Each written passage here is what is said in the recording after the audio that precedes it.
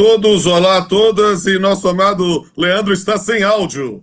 Ele está exercitando Opa! novamente a frase mais dita nesse período de pandemia. Muito bem. Boa tarde a todos e a todas. É uma satisfação enorme aqui receber o professor Rodolfo Pamplona com essa energia, com essa vibração, com essa alegria para que nos iluminar, também nos alegrar e nos esclarecer todos esses pontos importantes aqui. Eu acho que estamos com um retornozinho, né? Não, agora estou te ouvindo muito bem, Fernando. Então Pronto, pode perfeito. falar que aqui, fala que eu escuto, diria aqui. Maravilha. Ou na fase Sidney Magal, me chama que eu vou. Vamos embora. Perfeito, muito bem, professor. E agradeço o doutor Ivan Valência, desembargador, diretor da Escola Judicial, assim como, é claro, também o nosso colega Rodrigo Samico, coordenador da EJUD, pelo brilhante, pelo fantástico trabalho que fizeram durante esses anos à frente da Escola Judicial, que fornecendo conteúdo de extrema qualidade, aprofundado, sofisticado, de modo que é uma satisfação estar aqui participando com todos e todas dessa jornada institucional. Meu papel aqui hoje será realmente de apenas apresentar o professor Rodolfo, se é que necessitaria de apresentação, apenas fazer essa introdução meramente formal e acompanhar, assistir aqui e aprender com as considerações, com as reflexões do professor Rodolfo. Eu preciso confidenciar que teríamos que agendar uma jornada específica só para a leitura do currículo do professor Rodolfo Pamplona, que é imenso, é interminável, mas aqui, então, cometerei a heresia de fazer um brevíssimo resumo do currículo. Aproveito para registrar e agradecer a presença de dezenas de colegas que já estão aqui conosco, nos dando aqui a distinção da audiência, nos prestigiando nesse momento. O professor Rodolfo Pamplona Filho é juiz titular da 32ª Vara do Trabalho de Salvador, professor adjunto da graduação e da pós-graduação, mestrado e doutorado da Faculdade de Direito da Universidade Federal da Bahia, onde inclusive, meu orientador no doutorado para meu gáudio, coordenador do curso de especialização em Direito e Processo do Trabalho da Faculdade Baiana de Direito e do curso de especialização online do SES Cursos Online, mestre e doutor em Relações Sociais pela PUC de São Paulo e tem extensa atividade acadêmica, membro da Academia Brasileira de Direito do Trabalho, já foi presidente da ABDT, para nossa honra, para nossa satisfação, também presidente da Academia de Letras Jurídicas da Bahia, membro do Instituto Baiano de Direito do Trabalho, também exerceu a presidência, membro da Academia Brasileira de Direito Civil, do Instituto Brasileiro de Direito de Família, do Instituto Brasileiro de Direito Civil e, além de todas essas qualidades essenciais para o desempenho com essa profundidade, essa atuação importante do professor Rodolfo na magistratura e no magistério, é um ser humano incrível, é uma pessoa fantástica, com um coração enorme, uma pessoa maravilhosa. Eu tenho aqui, então, meus amigos e minhas amigas, a alegria, a satisfação enorme de apresentar e introduzir o professor Rodolfo Pamplona Filho, que abordará a importante questão da homologação de transação extrajudicial, apresentando para nós aspectos polêmicos, trazendo discussões doutrinárias, discussões acadêmicas, mas também solucionando uma série de pontos, uma série de controvérsias práticas aqui. Então, sem mais delongas, registrando a minha alegria, a minha satisfação enorme, professor Rodolfo Pamplona, o palco é do senhor, aqui pode, por gentileza, iniciar o espetáculo. Bem, amigos, bem, amigas, é um prazer enorme participar, ainda que de forma virtual, desse evento aqui da Escola Judicial do TRT da 6ª Região, um TRT parceiro, um TRT irmão aqui do TRT da 5ª Região, e, mais ainda, uma honra multiplicada em ser apresentado ou introduzido para esse debate pelo meu amado colega, orientando, né? E eu digo mais, filho mesmo, amado como um filho, Leandro Fernandes, né? Vocês do TRT da 6ª levaram meu filho, então, mas eu espero que ele diz que não volta mais para a Bahia, ele voou, e a gente tem que, como pai, entender que os filhos voam mesmo para o mundo, mas eu tenho certeza que vocês vão aproveitar ao máximo, porque é uma criatura sensacional. Léo é realmente incrível. Alguém com uma inteligência, um raciocínio e uma simpatia que é algo que eu tenho realmente um orgulho paternal e uma competência que é impressionante. E eu quero conversar aqui com os senhores e com as senhoras, bater um papo. Nós estamos aqui falando entre colegas, né, sobre o tema da homologação da transação extrajudicial. Né, e temos aí algumas questões a suscitar, mas quero deixar claro desde já que os senhores e as senhoras têm total liberdade para fazer perguntas. O Léo vai ficar transcrevendo aqui para mim, eu vou tentar seguir aqui o máximo possível, não tenho nenhum tipo de restrição, eu tenho um roteiro básico para seguir, mas não tenho problema, e para tudo, explica tudo de novo, faz. Acho que o mais importante é que a mensagem seja entregue, que a gente possa se comunicar e estabelecer canais de comunicação. Eu quero aproveitar a oportunidade, inclusive, falando sobre canais de comunicação, dizer que eu estou disponível a todos e todas também nos meus canais, né? Eu uso a mídia social que eu uso mais, é o Instagram, né? Vocês podem me seguir lá, R Pamplona Filho, sou eu mesmo, não é assessoria não, então quem manda a mensagem em box sou eu mesmo, então se você mandar alguma coisa, faz até teste aí, tira uma foto aqui, eu e o Leandro aqui, poste aí nas redes sociais, marque a gente, que eu vou repostar também, vai ser um prazer, isso eu faço muito nas aulas online, então eu acho que é uma forma interessante de a gente se conhecer, aí eu sigo vocês também, porque a gente não sabe quantas pessoas estão nos vendo nesse momento, então para mim é uma oportunidade, eu quero deixar também registrado, que espero que os senhores gostem aqui da nossa exposição, para que, quem sabe, num pós-pandemia, eu possa voltar a Recife. Né? Eu confesso aos senhores que eu estou, assim, sabe, nessa fase de isolamento presencial, né? Profundamente isolado mesmo, sabe? Então, confesso que eu estou assim, eu viajava todo mês, alguma coisa, para fazer palestras no canto, agora tudo online, Aí eu fico assim, olha, gente, eu preciso retomar, sinto falta de abraçar as pessoas, sinto falta de fazer uma selfie, de tomar um café. Então, se a gente puder, assim, quando retomar esse mundo e que a vacina que foi anunciada ontem já começou a ser aplicada, ela realmente seja eficiente e que nós possamos mudar o curso da história, né? Nós estamos vivendo um período extremamente complicado, absolutamente inédito na história da cidade, do estado, do país, do mundo, né? Se alguém chegasse em dezembro de 2019 fazendo uma profecia apocalíptica que a gente ia passar quase todo o ano 2020 isolado, ninguém ia levar a sério, ninguém ia acreditar, tanto que ninguém levou a sério mesmo no Réveillon e no Carnaval, do Réveillon de 2019 para 2020, o Carnaval 2020, e depois isso aconteceu, o impossível, o improvável, o inviável tornou-se realidade. E aí nós estamos agora nesse chavão que você fala, né, na construção de uma nova normalidade, né, buscando efetivamente novas formas de comunicação. Eu tenho buscado isso pelo Instagram, foi um negócio assim muito impressionante. Eu tinha 30 mil seguidores, agora estou com mais de 90 mil. É algo assim que a gente começa a servir as pessoas de outra forma, né? E eu sigo, aí é uma questão ideológica e filosófica também, eu sigo a máxima de Mahatma Gandhi, né? De que quem não vive para servir não saiu para viver. Então, eu tenho utilizado o Instagram e o YouTube, né? Aqueles que puderem, me sigam lá no YouTube.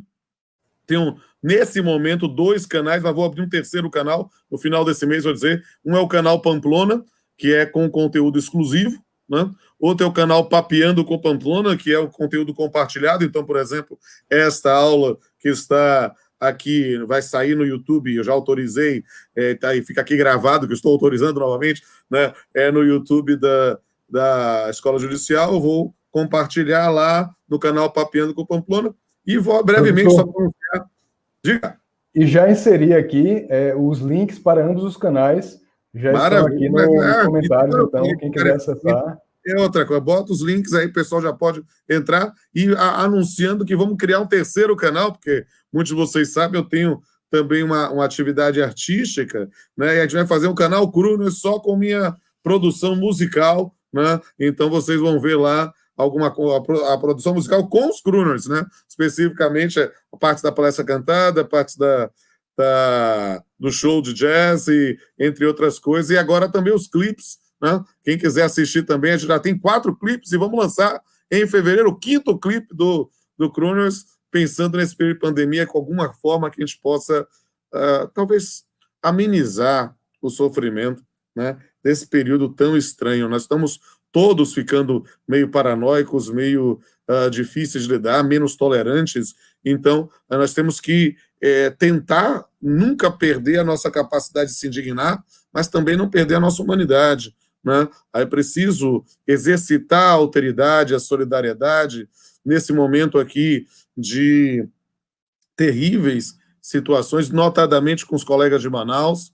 E eu quero, aqui de improviso também, dedicar esta exposição a um colega de Manaus que nos deixou hoje, né, um juiz da Justiça Estadual, Cláudio Rendeiro, que era uma figura raríssima, né? Eu gostaria que vocês pesquisassem sobre ele nas redes sociais. Ele criou um personagem, o Epaminondas, tá? E ele, para usar uma linguagem de acesso à justiça, juiz estadual mesmo, mas foi um grande parceiro, inclusive, do MPT, para a questão do combate ao trabalho infantil naquela região, e ele, felizmente, ainda jovem, nos deixou. Então fica meu registro de pesar, luto e homenagem à história deste colega maravilhoso, sabe, que aprendeu muito cedo que você não precisa ser sisudo para ser sério.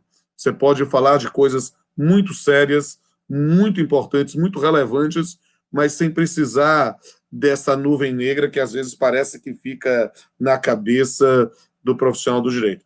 E, feita aqui a homenagem, vamos começar. O nosso tema é homologação de transação extrajudicial. Então, o primeiro destaque a ser feito é a absoluta omissão, ausência de previsão desta modalidade na CLT antes da reforma trabalhista. Nós não tínhamos uma previsão específica de transação extrajudicial. Nós tínhamos sim, e aqui falo para o meu amado orientando Leandro, nós tínhamos alguma coisa parecida. Permita-me lembrar, eu estou na magistratura esse ano completando 26 anos, né, e eu cheguei a homologar a opção retroativa do FGTS, cheguei a homologar a demissão de empregado estável na forma do artigo 500, que eram modalidades de jurisdição voluntária na Justiça do Trabalho, né, em que nós tínhamos algo que parecia, para quem tem meia idade para cima, seria um Denorex, sabe? Parece, mas não é. Não era tecnicamente uma transação extrajudicial, mas eram processos de jurisdição voluntária na Justiça do Trabalho, em que nós, portanto, sem lide, e essa questão é interessante, sem lide, sem pretensão resistida, nós tínhamos esta situação de uma chancela judicial para um negócio jurídico, seja a homologação da opção retroativa, e tinha um elemento que parece com a transação, e talvez, ou seja, que era a discussão sobre as contas numeradas que iam se tornar vinculadas com essa transação, né? E aí a discussão de qual o valor que estava depositado ou não para verificar esse dado, né? E no caso da homologação do pedido de demissão de empregado estável do artigo 500, né? Na previsão específica de algo que não seria o ordinário, mas precisaria de uma chancela judicial. Isso era o mais próximo. Mas o fato é que, com esse nome, transação extrajudicial, não havia uma única palavra na CLT. No CPC de 73, nós tínhamos no artigo 475-N, e, na verdade, com a redação dada pela lei de 2005, menção, né, de títulos executivos judiciais na sentença homologatória de conciliação ou de transação, ainda que inclua a matéria não posta em juízo, e o acordo extrajudicial de qualquer natureza homologado judicialmente. Eram previsões do CPC de 73, já das micro-reformas que tivemos a partir dos anos 90. E aí, nesse caso, em 2005, na parte, digamos assim, nos estertores dessas reformas. O CPC de 2015, de forma bem técnica, coloca lá, e aí muito pela genialidade do meu colega Fred Didier, que vai ser co-orientador aqui do nosso amado Leandro, né? Está lá no 515, caput, inciso 2º, 3º e parágrafo 2º, o seguinte: são títulos executivos judiciais cujo cumprimento dar-se-á de acordo com os artigos previstos nesse título. 2. A decisão homologatória de autocomposição judicial. 3. A decisão homologatória de autocomposição extrajudicial de qualquer natureza. Parágrafo 2º.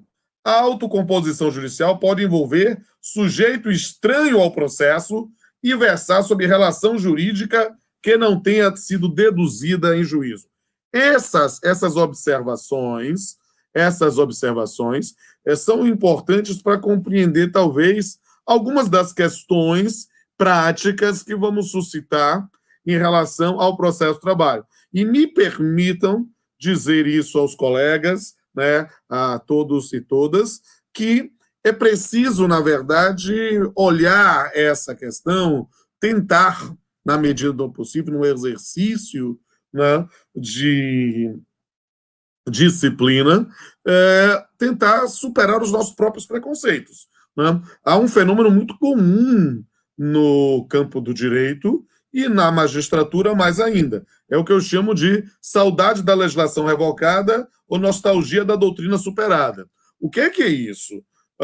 Na verdade, pode ser dito de outra forma, talvez menos crítica, mas o que é? As pessoas não querem sair da sua zona de conforto. Aprenderam as coisas de determinada forma, muda a legislação e não adianta mudar a legislação e continua o indivíduo mudando da mesma forma, atuando da mesma forma, o modelinho continua o mesmo. E isso é muito complicado. Falo isso de colega para colega. A gente precisa realmente, quando vai enfrentar algum instituto, compreender qual seria, talvez, a intenção do legislador ao elaborá-lo. Claro que não vai dizer que é só mens legis ou mens legislatores, não é somente a mensagem da lei ou a mensagem do legislador, mas compreender efetivamente quais são as circunstâncias. Senão, não adianta mudar a lei, porque senão vai ser a aplicação só e somente só do que a gente acha. E, na verdade, nós não fizemos concursos para ser legislador ou para estabelecer um novo ordenamento jurídico. E sim, nesse ponto, sendo efetivamente agente de manutenção do status quo, talvez trazer elementos para o seu aperfeiçoamento, mas sem desprezar a fonte primordial, primacial do sistema normativo, que é a lei. E a gente precisa dizer, se a lei mudou, não dá para dizer que ficou tudo igual. É preciso efetivamente compreender essa matéria. E aqui a gente precisa, nesse ponto de provocação, fazer um juízo crítico, né? E talvez um meia-culpa, meia máxima culpa, né? E dizer da necessidade ou da possibilidade, vamos trabalhar com o tema possibilidade para não ser tão depreciativo, da possibilidade de construção de soluções que o Poder Judiciário não é capaz ou não tem sido capaz de oferecer em razão da adstrição aos limites da lide, ou mesmo, porque essa é uma crítica que eu faço há 20 anos. A gente tem que fazer uma meia-culpa que muitas vezes não é o juiz Pamplona, o juiz Leandro, o juiz Sérgio Torres, não é somente na concepção individual. O sistema, muitas vezes, tem construído o processo judicial como o conceito mais próximo do conceito de eternidade. né? Há processos, e eu vejo isso com os meus colegas da Justiça Comum, né? Há processos que não chegam ao termo nunca. Né? A gente fica brincando, dizendo, olha, você conhece uma falência que tenha chegado ao final, sem ser perda de objeto? Você conhece uma declaração de ausência? Você conhece uma execução de título contra devedor insolvente que tenha chegado? Não, parece processos que parecem são feitos para não terminar nunca. Então, a gente precisa compreender que a lógica do sistema normativo contemporâneo não é simplesmente dar uma resposta formal, mas dar uma resposta efetiva. E nesse campo, nós temos buscado soluções, e uma delas, em especial, a partir da gestão de Alan Grace no CNJ, na presidência do Supremo Tribunal Federal, com a lógica de busca de meios autocompositivos, né? A ideia do conciliar é legal, pegou um bordão bem interessante que a gente usa até hoje, mas não é... E eu tenho que dizer com liberdade, tá, gente? Eu comecei como um garoto menino prodígio, como o Leandro, né? Eu agora sou, no máximo, um coroa simpático, né? Eu entrei na Justiça do Trabalho com 19 anos, fui juiz com 23, né? Agora já estou dobrando o cabo da Boa Esperança, e aí eu preciso, efetivamente, lembrar como era a Justiça do Trabalho quando entrei no início dos anos 90, né?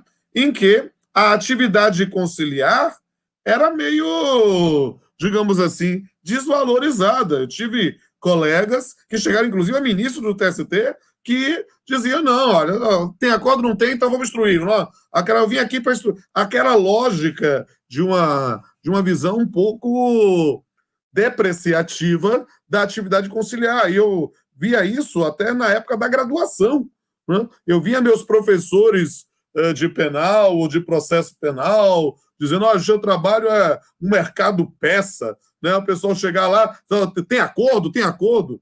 E, ou seja, por quê? Porque faziam um juízo negativo dessa atividade de conciliação, né? E, para mim, claro que com uma certa ironia, quando eu vi a transação penal ser instituída no Brasil, sabe? Deu aquele sorrisinho assim, sabe?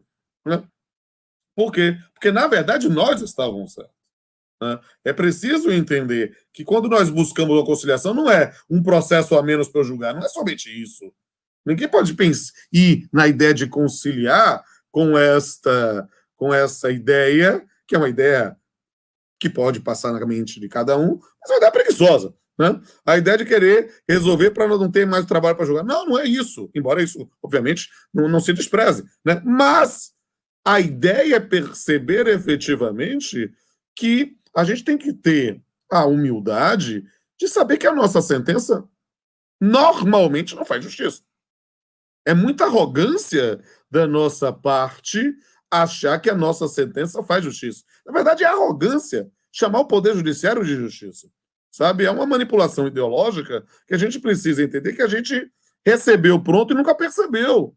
Porque, na verdade, nós somos um sistema de pacificação de conflitos. Ou seja, porque o conflito não interessa à sociedade.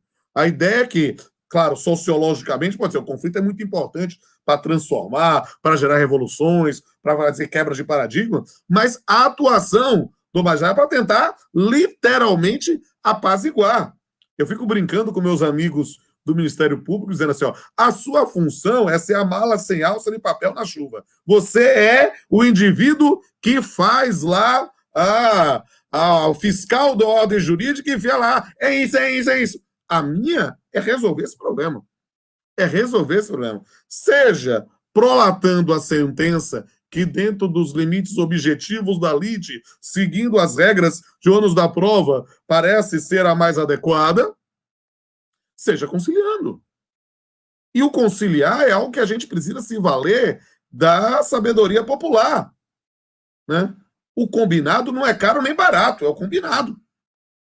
O grande lance da sabedoria popular é sabermos esquadrinhá-la tecnicamente. O que é o combinado? O que é o combinado? As pessoas estão combinando mesmo?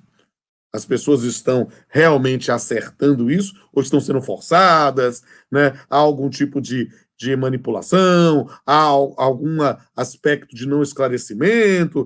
É isso que a gente precisa entender, né? Para entender, talvez, o que é que nós vamos falar sobre essa ideia de conciliação. Por quê? Porque é arrogância demais achar que na nossa sentença... Eu estou há algum tempo, né, fazendo questão de postagem e ostentação. Uma vez por mês, eu zero meu GIN, zerei, não tenho despacho para sistema, nada, posto em rede social, mas eu estou dando a minha satisfação para a sociedade, os processos estão em dia, está tudo bonitinho, ótimo. Mas para perceber, não é isso efetivamente que a sociedade espera que eu faça isso, mas não é isso que realiza a justiça. Então, muitas vezes, em certas conciliações, nós resolvemos o problema de uma forma absolutamente diferente do que aqueles pontos limitados da lide ou de acordo com regras de ônus da prova, e a gente resolve de uma maneira mais justa. Vamos pensar aqui, eu tenho um livro, né, tenho 2 livros com o Leandro, mas o primeiro livro que eu lancei com ele foi sobre prescrição, um tema que me é fascinante. Mas a gente não pode pensar que prescrição com perda da pretensão é muito fácil acolher uma prescrição. Mas você realiza muito mais justiça fazendo um acordo em um processo cuja sentença seria de prescrição, porque era devido. Ou seja, eu não posso pensar na lógica de, olha, é um processo a menos. Não, porque, por algum motivo, deixou prescrever. Dormientibus ne socuit jus. Gente, vamos construir isso numa perspectiva, mas pensando no cidadão, né? E isso, às vezes, e eu já fiz acordo em processo que havia prescrição absoluta, já fiz, não, tudo que a gente possa conversar, que a gente possa, porque há mais sentimentos envolvidos, né, do que encarar o processo como jogo, sabe? Eu repito isso há alguns anos para meus alunos. O processo judicial parece um jogo. Ele tem players, né? Ele tem jogadores, ele tem regras, ele tem prazos, mas o processo judicial não pode ser encarado por nós, magistrados, como um jogo. Ali estão as esperanças, o patrimônio de alguém. Então, a busca, às vezes, de uma solução que possa ser mais equânime é algo que eu exorto sempre. E aí vamos para o aspecto mais dogmático, né? A ideia de uma homologação de transação extrajudicial veio, finalmente, né, pela reforma trabalhista, a Lei 13.467 de 2017, né, que é uma lei polêmica, polemicíssima, nós sabemos disso, né? Quando eu, que coordeno o curso de pós-graduação online lá do SESC, né, vi a lei, eu fiquei assustado, eu pedi autorização lá ao pessoal, eu gravei 65 vídeos explicando cada um dos pontos da lei, inclusive a homologação de acordo extrajudicial, disponibilizei gratuitamente para quem interessar possa. Por quê? Porque era algo muito complicado. E ainda complicado no contexto em que ela veio, né? Porque desde 2016, 2015, 2016, ano passado dessa eleição, nós estamos vivendo um período de discurso de ódio. E é muito complicado quando divide o país em mortadelas e coxinhas, né?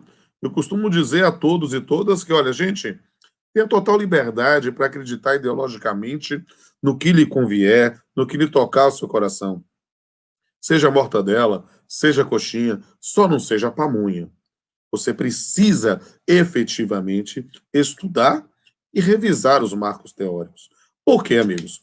Porque o fato é, descrição de um fato, nós não tínhamos previsão específica de homologação de acordo extrajudicial e passamos a ter com a Lei 13.467, a Lei da Reforma Trabalhista, que, como eu disse, é muito polêmica, há aspectos muito complicados de retrocesso a eventuais conquistas, notadamente da jurisprudência trabalhista, mas tem outros aspectos que são muito interessantes, né? E isso é terrível dizer isso em público, Né? Por quê? Porque as pessoas estão tão armadas, né? Tão armadas. Se o cara vai falar bem, ele é coxinha. Se ele vai falar mal, ele é mortadela, né? Ou ele é bolsomínio, ou ele é petralha, né? A gente fica numa coisa complicada de lidar, né? E aí, Leandro, a gente, lá no meu canal no YouTube, eu acho engraçado isso, porque a parte de direito material trabalhista é muito ruim comparado ao sistema normativo anterior. E aí eu falo e digo, olha, isso, né, foi um retrocesso em função disso, né? E aí o pessoal escreve lá, vermelho, esquerdopata, tem bandido de estimação, não sei o quê. Aí na parte processual, que tem coisas muito importantes que precisavam ser colocadas há muito tempo. Não é possível que tenha algum imbecil que ache que contar prazo em dia útil não era algo necessário ser explicitado, já que o PPC tinha mudado e a gente resistia porque a CLT tinha regra própria. Quando a gente pensa nos nossos colegas advogados, né, quando, poxa, é preciso dar dignidade a todos e todas. Né? Eu fico assim, assustadíssimo com isso, até mesmo porque nós que nos relacionamos, temos filhos, pais, maridos, mulheres, namorados, namoradas, temos amigos que atuam nisso, e não é porque vai deixar de contar um final de semana, um feriado, que o processo vai atrasar. Então, quando eu olho lá o negócio lá, eu digo assim, não é possível. É claro que isso precisa de aplauso, e aí, claro, eu posso dizer a questão das regras de inversão de ônus à prova, a própria noção da desconsideração da personalidade jurídica, vários outros aspectos que se tornaram mais técnicos, porque eram feitos ou não eram feitos, ou eram feitos a facão, né? E aí tem meu aplauso. Aí é engraçado, quando eu estou falando isso lá, aí o pessoal me chama de direitista, de... Na época eu dizia que eu era adorador do mordomo do filme de terror, né? Uma referência. Mas é a sensação para a visão simplista de que é Dr. Jack e Mr. Hyde, né? Exato. Então é complicado lidar com isso. E aí a gente, eu fiz todas as introduções, porque agora vai ser dogmática pura, né? Por quê? Porque a gente precisa dizer, olha, o fato é que não havia uma previsão na CLT de homologação de acordo extrajudicial, né? A coisa mais próxima que tinha disso era a lide simulada, ou lide estimulada por alguns, né? Que era, na verdade, uma situação que alguém fazia uma dedução de uma postulação e era fake. Eu vou falar até o nome aqui, porque é um advogado acima de qualquer suspeita, que merece todo o respeito, colega nosso, professor, encantador, que é o José Afonso Dalegrave Neto, né? Que é advogado, inclusive, de empregado. Ele teve uma situação lá de um autoempregado que veio lá, e ele, antes, obviamente, da previsão específica, né? E ele negociou uma situação, mas a empresa queria segurança.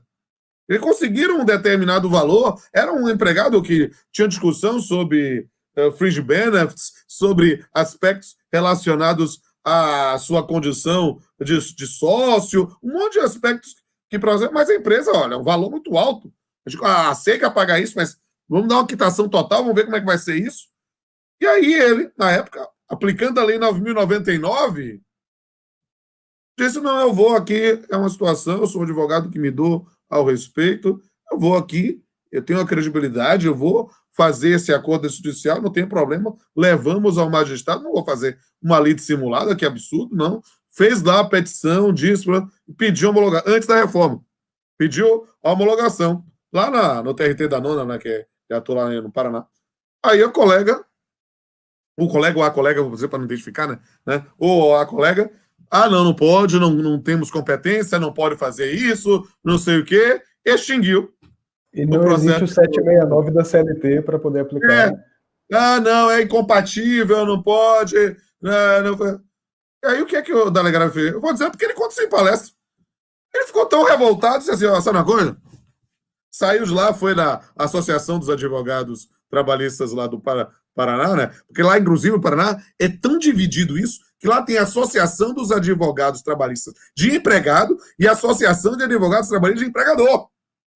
Aí ele foi lá na Associação dos Advogados Trabalhistas de Empregado, fez uma petição inicial pedindo, inclusive, salário e maternidade. Era um homem, né? Fez lá, você sabe aquela coisa assim de vou dar um de menino insolente, fez a petição, caiu na mesma vara com o mesmo colega da magistratura, e lá diz, e aí, doutor, tem participação de acordo? Não, doutor, eu não tenho.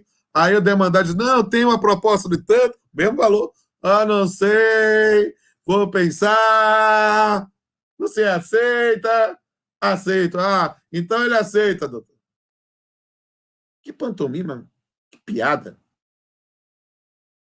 E precisou o Poder Judiciário ser movimentado por causa disso, de novo. Sabe? É uma situação que a gente precisa entender. Então, talvez nós precisássemos ter uma previsão legal específica de homologação, tendo em vista essa situação. Por quê? Porque a primeira provocação, antes de ler, é dizer, era necessário ter uma previsão legal específica de homologação de acordo extrajudicial? Eu digo sim. Por quê? Porque havia uma absoluta omissão e, como isso não está nos formulários ou nos modelinhos de quando a gente aprendeu a atuar na magistratura, precisava. E aí passou a ter uma previsão específica em dois momentos. Primeiro, na previsão do artigo 652, que trata da competência, né, das varas do trabalho, dos juízes, né, do trabalho, aí acrescentou-se a linha F, decidir quanto à homologação de acordo extrajudicial em matéria de competência da Justiça do Trabalho.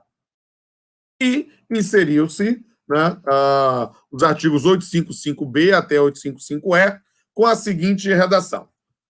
O processo de homologação de acordo extrajudicial terá início por petição conjunta.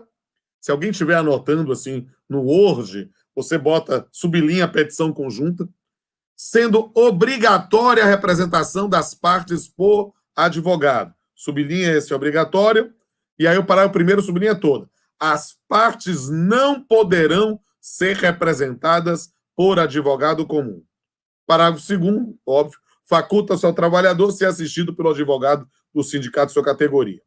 O 855C tem um dos dispositivos que eu digo assim, me permita a minha reverência, desculpe aí, viu, Léo, mas é um dispositivo que não teve coragem de sair do armário. É o 855C. Aguenta um pouquinho que eu vou explicar por quê, mas já está soltada essa pérola, aqui é solta essa pérola para o pessoal entender a lógica. 855C que fala lá.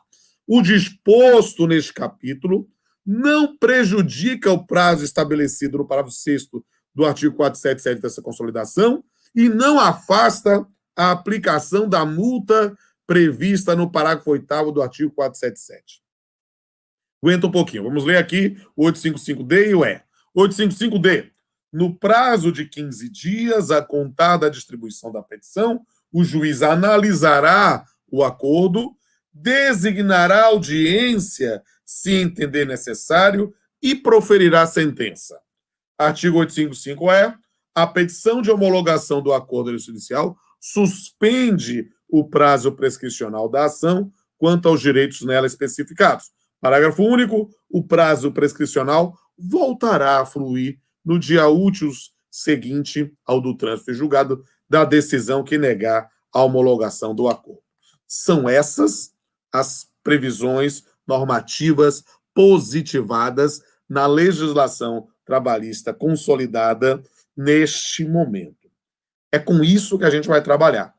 E com isso nós vamos indicar agora primeiro os requisitos e depois as polêmicas. Quais são os requisitos, portanto, de uma homologação de um acordo extrajudicial? Bem, muito simples. A petição tem que ser conjunta das partes na forma do caput do artigo 855B. Aí nós temos já uma pequena dificuldade técnica que nada que, com mínimo de boa vontade, não se resolve. A petição inicial tem que ser conjunta, ou seja, assina e não pode ter advogado, não pode ser o mesmo advogado, então vai ser assinado lá pelo advogado que assiste o empregado e pelo advogado que assiste o empregador. Mas não dá para fazer petição inicial conjunto PJE.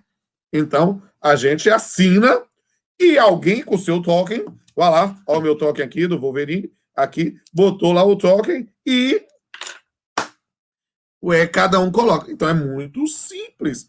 Apresenta, já assinado pelos dois, uma petição, e como a gente precisa da assinatura digital, dá logo, né, há uma ratificação, pode mandar uma notificação para o advogado que subscreve que não subscreve a petição no sistema, mas não na cópia lá em PDF, mas não no sistema, e aí se resolve essa questão de forma rápida. Ou seja, você precisa que notifique, não pode ser espontaneamente. O indivíduo já tem lá o número do processo, já apresenta lá, ratifica os termos com o toque. Ou, se não fez isso, nessa noção de ficar, às vezes, dependendo da atuação do Poder Judiciário, notifica o advogado subscritor do PDF, mas não da assinatura digital, e resolve-se essa questão. Não, tem gente que procura dificuldade, né? Então, se você pretende dar efetividade à prestação, é isso que você tem que fazer, né? A representação por advogado não pode ser o mesmo, e a ideia é justamente... Perceba a lógica disso, meus amigos. Perceba a lógica disso. A lógica de que seja advogado distinto é justamente para evitar a lide simulada. Ou seja, porque nós temos aí uma responsabilidade do profissional. Ou seja, é para ser um acordo mesmo, uma presunção de legitimidade de que a pessoa teve uma assistência de um profissional do direito que atua de forma autônoma e que é fiscalizado pelo seu órgão de classe.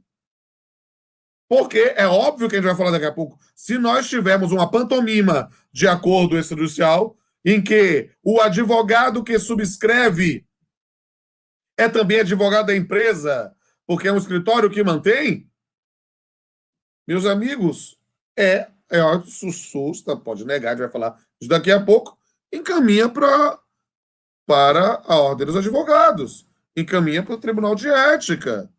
Por quê? Porque, não, isso complica demais. Complica demais, né? Porque nós estamos querendo garantir idoneidade.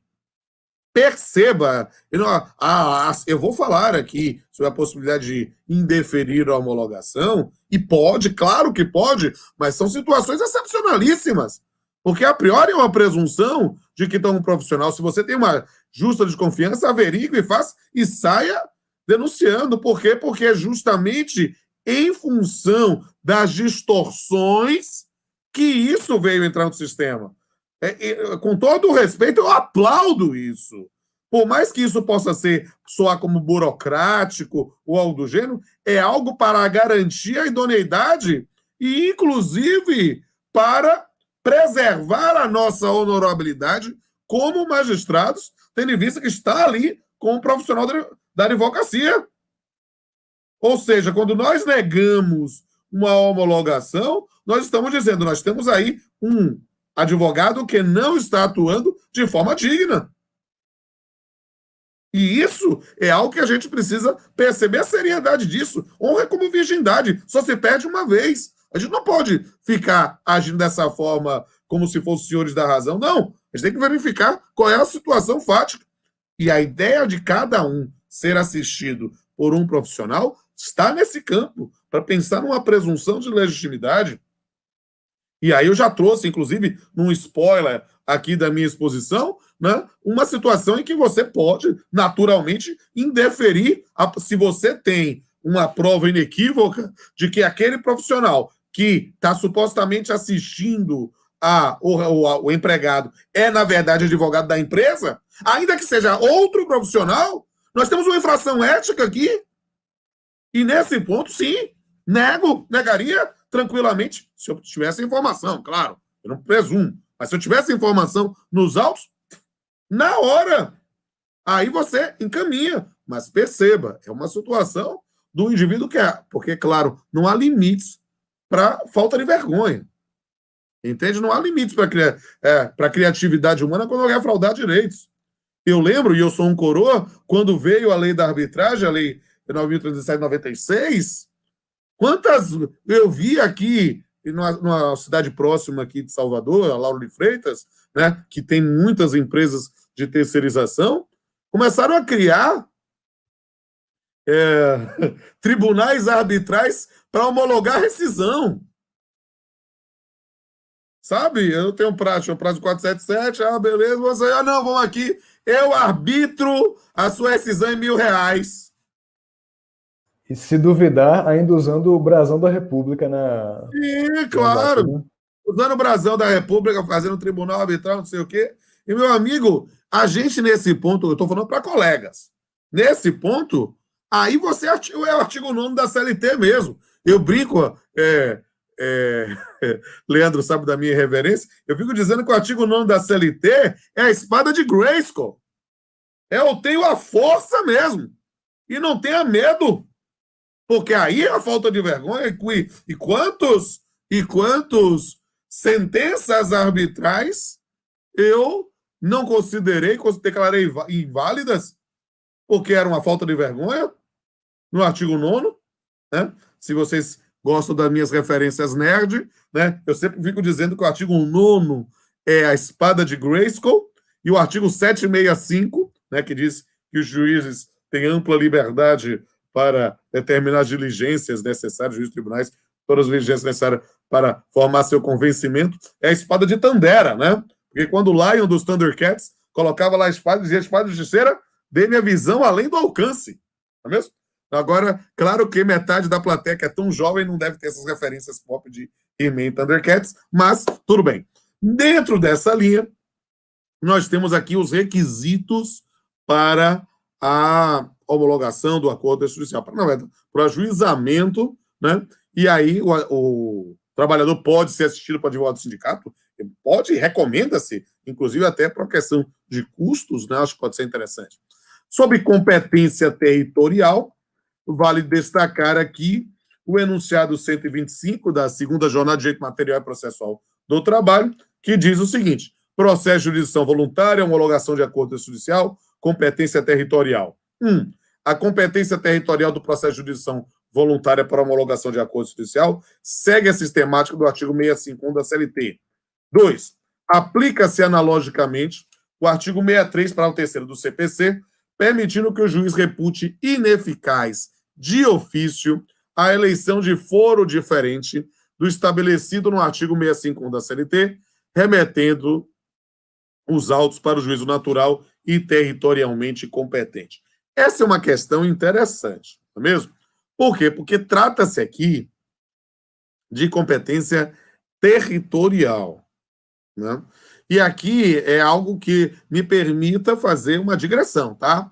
Aqui não é que eu vou discordar do enunciado, mas vou, né? Mas não é que eu queira discordar do enunciado. Eu acho que ele se justifica, às vezes, em função justamente da falta de vergonha, das distorções. Mas, do ponto de vista fático, temos uma situação de acordos extrajudiciais, né, em que você tem que seguir a regra de competência territorial mesmo. A competência territorial se prorroga, velho. Se prorroga. Há toda uma resistência para o foro de eleição, algo do jeito, mas a lógica da resistência ao foro de eleição, com base no CDC, inclusive, e aí o Código Civil sendo invocado, o CPC está sendo invocado, mas é por quê? Porque o foro de eleição para lide, em que você tem ali uma determinada circunstância de uma vulnerabilidade, de uma insuficiência, de uma situação em que imaginar que o empregado está demandando, ou seja, ele está nesse ponto ajuizando uma ação, então ele está entrando numa briga. E dizer nessa circunstância: olha, não, você querer se valer de foro de eleição é um absurdo. E mesmo eu fazendo a ressalva que a CLT não tem previsão específica dessa restrição, a restrição é natural do sistema, né? Como há na previsão legal específica para as lides consumeristas. E aí eu não tenho problema. Mas perceba, aqui não é foro de eleição num sentido distorcido. É, entre aspas, um foro de eleição no sentido evidente. As partes já conciliaram, velho. E aí o que às vezes pode ser muito mais fácil para o empregado. É claro que nesse período de pandemia, de audiências telepresenciais, de adequações ao novo normal, mas vamos voltar ao normal anterior, que a gente não vai voltar nunca, mas vamos voltar ao normal anterior, e aí o empregado já está morando em outro lugar, onde tem lá uma filial da empresa, e ele negociou, fez agora, precisa o cara se deslocar. Já conciliaram sobre o direito material. Já Quero mais conciliaram. A partir da premissa, ele está com advogado próprio, não é situação de distorção. Não é... Então, perceba que é uma situação um pouquinho diferente da concepção de um foro de eleição. Entende? Aí o indivíduo já teve toda a fase de negociação pré-processual. Então, eu não queria discordar, mas discordando, é uma situação que talvez mereça uma reflexão, né?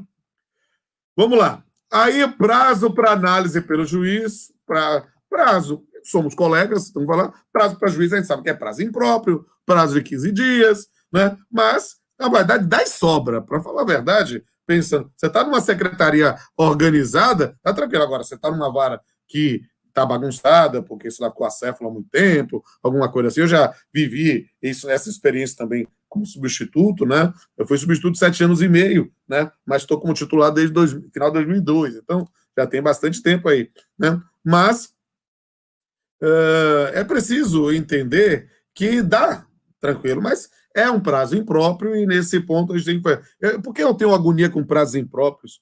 Porque eu, como juiz substituto, né, eu fui há algum tempo, eu às vezes assumia a titularidade plena da vara e aí acompanhava correições, e eu tive, por exemplo, uma corregedora que exigia que a gente cumprisse aquele prazo do rito sumaríssimo para notificação e baixar o despacho especial em todos os processos.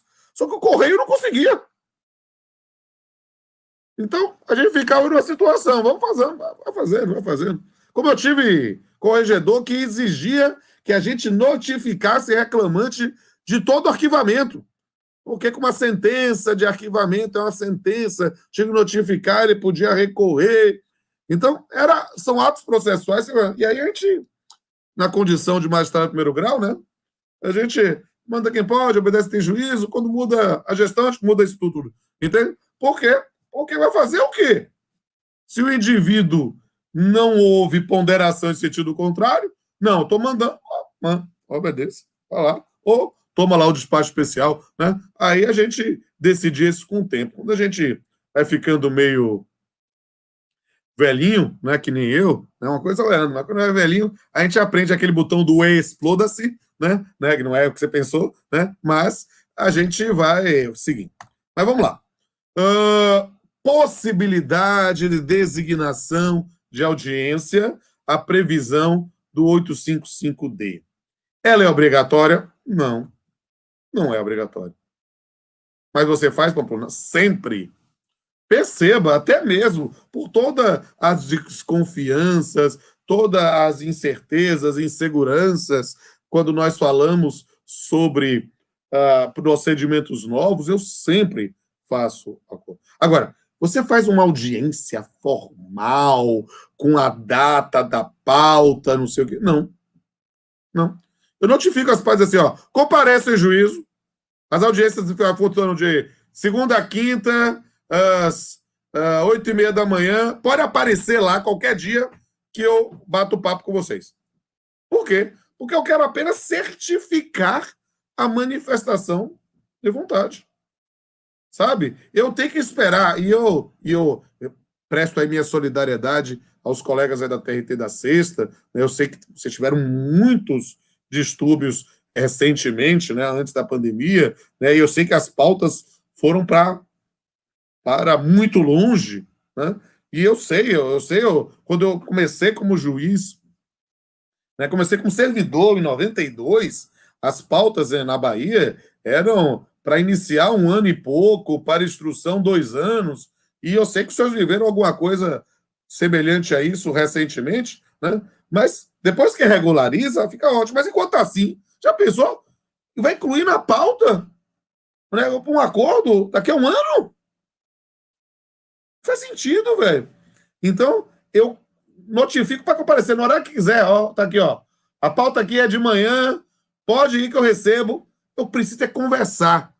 E isso é alguma coisa que é importante. A gente tem que valorizar a nossa condição de magistrados e magistradas. E a gente tem que entender a importância disso para o cidadão. O cidadão quer ver o juiz, quer ver a juíza.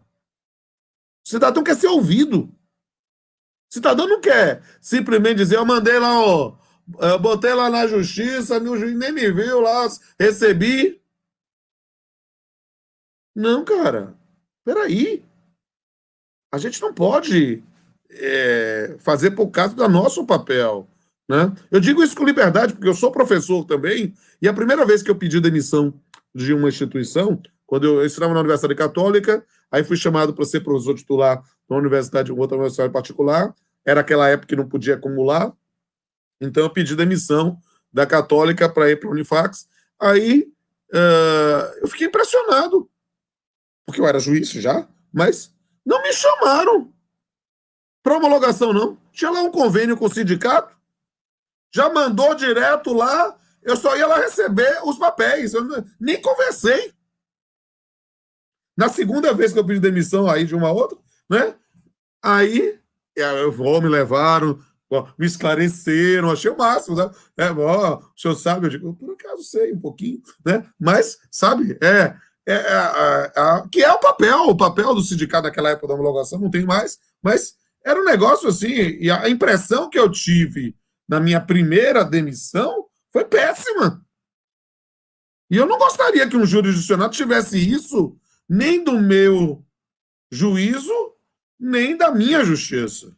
Em qualquer colega meu. Entende? Então, essa é uma postura que nos parece razoável. Ouvir. Pode ser informal. Gente, eu sou um cara absolutamente informal. Né? Eu converso mesmo de audiência, falo do jogo do Bahia, né? Aí eu tenho que abusar os meus colegas pernambucanos, né? Eu ia torcer aí pro Santinha, né? Aí ia fazer gozação com o pessoal do esporte ou do Náutico, eu não sei o quê.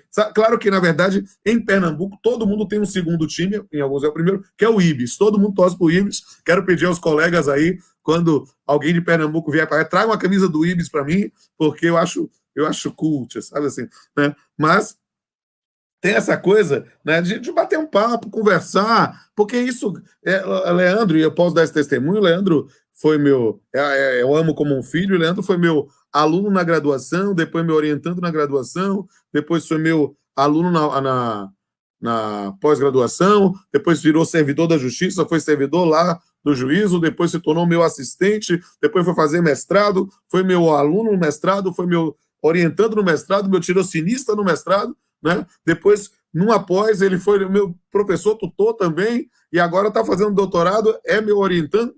Então, alguém conhece a minha vida, sou padrinho de casamento dele, né? E digo assim com liberdade.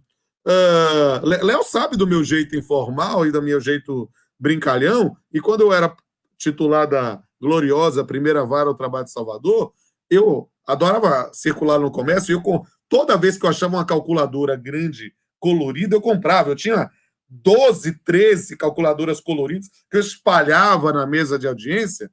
Aí, por que essa coisa assim, meio doida? Não, era assim porque eu ouvia a mesma piada todo dia, várias vezes. Ou na primeira vara só não conseguia se não quer. Sim. E por quê? Porque isso era importante para quebrar o gelo. A gente, na mesa de audiência, a gente usa um monte de técnica, né? Para poder conversar. Eu falo do Bahia, ou eu falo de alguma coisa que aconteceu, mas tem que ter cuidado para você não quebrar a comunicação. A gente tem que estabelecer o canal de comunicação e, entre as partes, restabelecer. Claro que, às vezes, filtrado pelos advogados para evitar algum tipo de confronto, principalmente em relações muito próximas, como o trabalho doméstico. Né? Então, a gente precisa saber como fazer isso. E isso, então, se você me permite, diga. Isso humaniza, aproxima a justiça do jurisdicionado, essa técnica realmente para poder construir a solução conciliada, mas se me permite aqui usar uma expressão que o senhor utiliza normalmente, uma frase que usa normalmente, honra não se conquista por decreto. Então não é o fato de adotar esse tipo de mecanismo que retira essa hombridade que há essa honorabilidade que há na justiça. É isso, a palavra inspira, mas o exemplo arrasta, né? Exatamente. É assim que... A gente precisa ficar ligado nisso. E aí, vou até contar um caso que aconteceu comigo, né? Sobre essa questão. Eu tive lá um acordo extrajudicial. Isso foi engraçado porque eu postei, pedi autorização depois, antes para as partes, né? Eu postei no meu Instagram, isso bombou, teve mais de 5.000 curtidas, mais de 500 comentários, né? Por quê? Porque o que aconteceu? Estava em mês de audiência. Apareceu lá uma homologação de acordo extrajudicial. Aí sentou lá as advogadas, eu pensando que era empregada e empregador, e sentou, e aí, doutores, como é que é? Como é esse acordo? Tá. E a senhora é a fulana de tal? Não. Não? Não, eu sou a tia dela. Doutor, o que é isso? Não, doutor, o que aconteceu? A reclamante pediu demissão e teve que viajar porque ela está fazendo mestrado em administração em Portugal. E ela teve que ir e constituiu a tia dela como procuradora por escritura pública, tem aí os documentos, aí ela veio aqui para fazer o acordo. Aí, doutora, a senhora sabe que eu não sou obrigado a fazer a audiência, mas é algo que a gente precisa ter cuidado, doutora. Eu entendo, eu acredito plenamente na boa-fé nesse... Mas, doutora, eu não posso. Eu não vou homologar esse acordo, não. Sem a presença. Eu espero o tempo que for. Quando ela voltar para o Brasil, eu homologo. Mas eu não vou homologar. Sabe por quê, doutora? Porque honra é como virgindade, só você perde uma vez. Eu sou juiz e sou professor. E daqui a pouco alguém vai dizer que eu agora não estou honrando a magistratura, estou homologando acordo sem a pessoa presente. Não vou fazer, doutora. Me perdoe, não sei o quê. E constrangido, porque eu estou ficando velho, né? E a maior parte dos advogados foram meus alunos, as duas advogadas eram minhas alunos em algum curso de pós-graduação, já me conheceram, mas... E as pessoas não me chamam de excelência, me chamam de professor. Digo, professor, mas professor, a gente entende, mas a situação ela teve que ir, foi o dado, assim, mas, olha, eu boto a minha palavra, eu digo, olha, eu acredito plenamente na sua palavra, mas eu não me sinto confortável com isso. Aí, advogado, o mérito da advogada, a gente tem isso. Doutor, o senhor faz uma videoconferência? Faço. Doutor, o senhor se importa de mandar uma mensagem para ela pelo WhatsApp? Pois não. Me dê aí. Tem o número aqui de Portugal, não sei o quê. Vou ligar. Liga aí, doutor. Aí ela pegou o celular dela, ligou, e já com o WhatsApp aberto, né? Não. E aí, quando atende, não atende ela, atende um moço. Professor, tudo bem? Como é que é? Professor, tudo bom? Eu fui seu aluno lá no pódio, não sei o quê. Estou aqui em Portugal, dirigindo aqui para minha mulher que está fazendo mestrado aqui. O senhor... Eu nem lembrava que era. Né? O senhor é marido da fulana e tal. Aqui do lado, aqui, tá aqui, ó. Vou dar aqui para que eu parei o carro para atender, mas aqui, que eu vi que era advogada dela, mas aí o senhor falou, beleza, espera um pouquinho. Sabe aquela coisa constrangedora? Aqui, vem cá. Aí, ó, minha senhora, prazer, eu não conheço, o seu esposo foi meu aluno, mas eu dizer aqui é até bom para a senhora não pensar que eu sou algum maluco, alguma coisa assim, né? Talvez eu seja, mas nem tanto, né? Aí eu estou dizendo só porque eu estou com um processo aqui da senhora, né? Veio aqui sua tia, sou advogado, né? Aí eu expliquei, e eu queria o mínimo, sabe, de segurança, para saber que era a senhora mesmo, que não tem... Não, doutor, tudo bem, pode homologar. Tá? E você sabe que aluno é aquela coisa, né? Aluno é o bicho mais parecido com gente que tem. Né? O cara ficava assim, gente boa mesmo, não sei o quê. Sabe? Eu digo, meu filho, dá licença que eu estou falando aqui. Né? Aí eu digo assim, ó, tá certo, então bora fazer. A senhora permite que eu tire uma foto aqui? Pode botar seu marido na foto também, não tem problema não. É só para que eu possa dizer que eu vou botar um print screen disso nos autos para dizer que eu fiz a audiência via WhatsApp mesmo. Né? Não fiz. Perceba, não é a audiência por si só.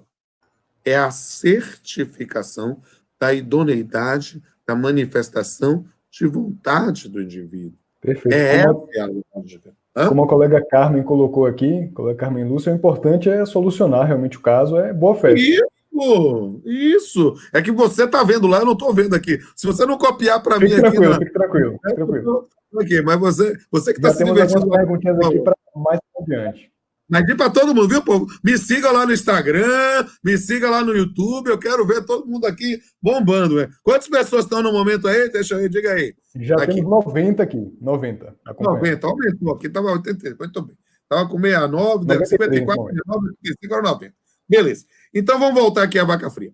Aí o que é que. A audiência é para isso, para resolver. E aí, o que é que a gente realiza nesse ponto? Né? A verificar, né, a compreensão, né, para o grau de instrução do indivíduo, né, para que ele está compreendendo o que é que ele está fazendo, né, se ele realmente está com um advogado da sua escolha, se tem algum vício de vontade, é a certificação disso, é só isso. É só isso. É de uma singeleza, né, que nem precisa ser formal, como eu disse. Muitas vezes eu estou fazendo, no período pré-pandemia, estava fazendo a audiência de instrução, eu parava aqui, botava o pessoal sentado do lado, dizia, vem cá, quero conversar, quero bater um papo com o senhor. Não tem mais classista, então as cadeiras que eram do classista, né, ficam para o Ministério Público quando ele aparece. Né? Aí eu senta aqui, bater um papinho aqui, vem cá, é o senhor mesmo? É seu advogado mesmo? É? Posso falar? Tá tranquilo? Claro que a gente usa, dentro da liberdade, os chavões. Tem gente que é tímido, né? Não é o meu caso, não é o caso de Léo, né? Mas tem gente que é tímido, cada um tem o seu estilo. Eu que não sou, aí eu brinco, sabe como é que é aquele negócio, como casamento, fale agora, o caso para sempre. Você faz alguma coisa que quebra o gelo para ter certeza. Certificou, vai em paz, que Jesus te abençoe, meu irmão, vamos lá e vai em frente. É algo que a gente vai fazer para efetivamente resolver a situação. Né? Aí vamos começar as perguntas, né? Doutor, professor Pamplona, é possível, na homologação de acordo extrajudicial, da quitação total do contrato de trabalho, para nada mais reclamar, seja que título for? A pergunta, por que não?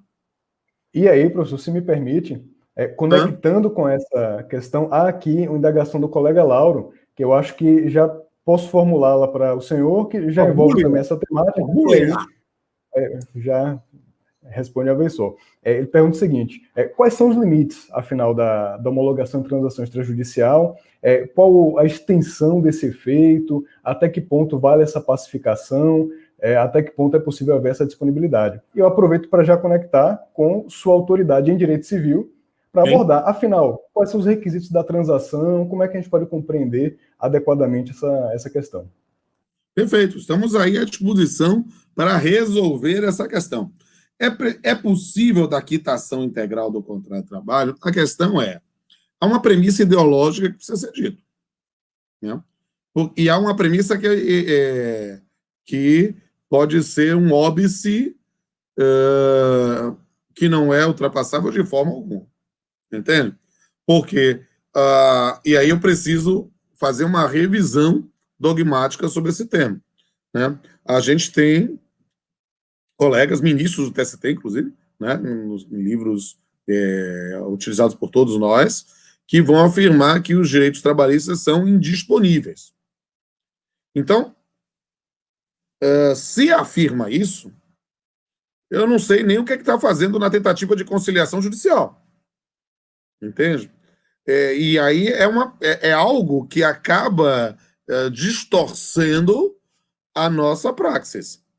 Entende? Por que eu estou falando? Com todo o respeito. Entende? Há direitos trabalhistas que são indisponíveis. Né? Direitos relacionados à saúde, segurança, né? Há questões que não podem ser desprezadas. Né? Não, eu vou mergulhar sem equipamento de mergulho. Como é que é o negócio? Não, eu posso, eu sou o Aquaman. Não, desculpe, não. Aí você não pode.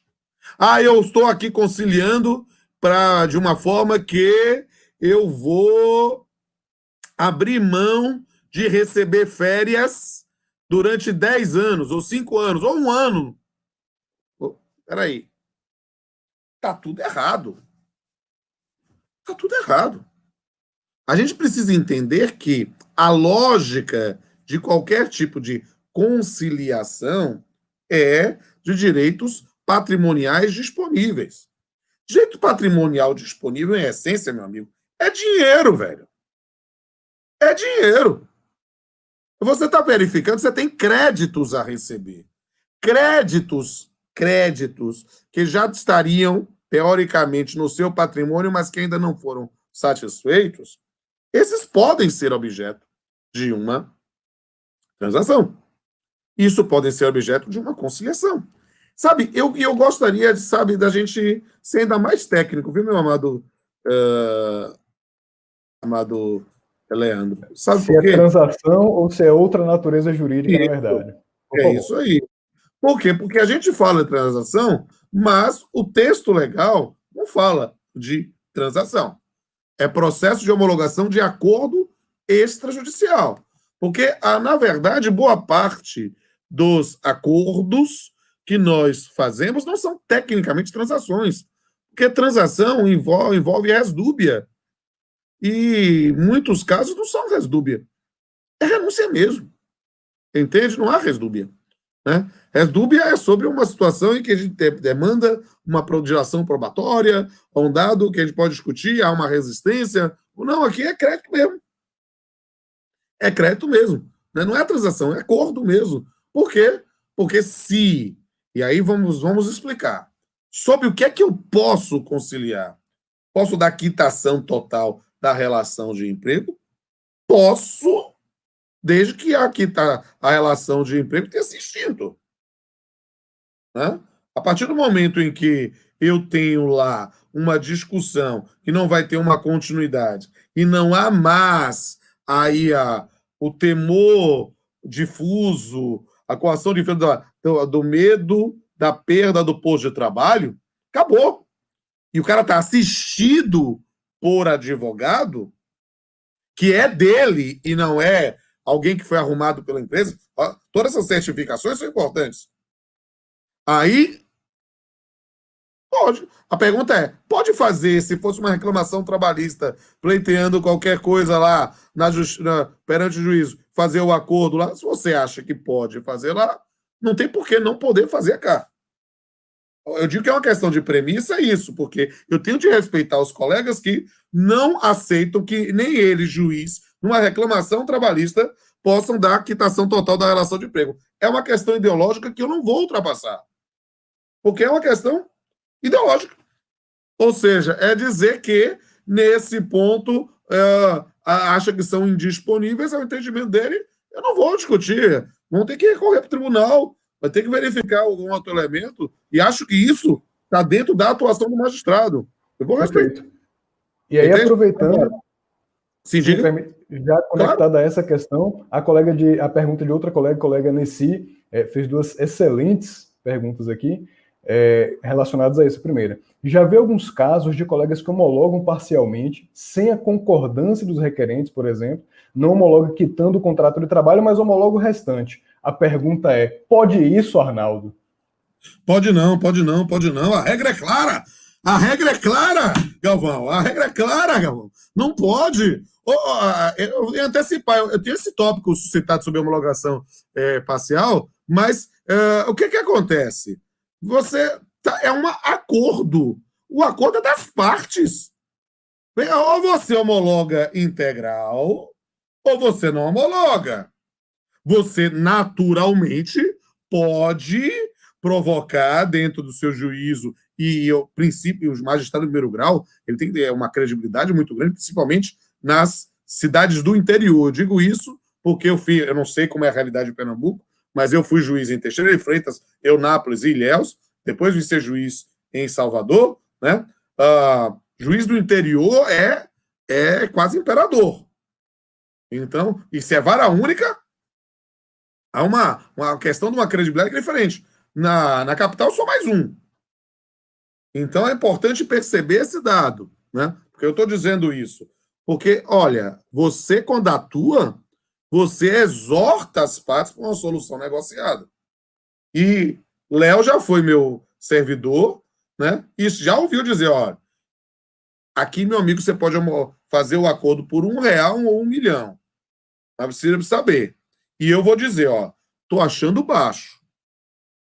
Tô achando baixo. Agora, como diria nosso conterrâneo Caetano, cada um sabe a dor e delícia de ser o que é.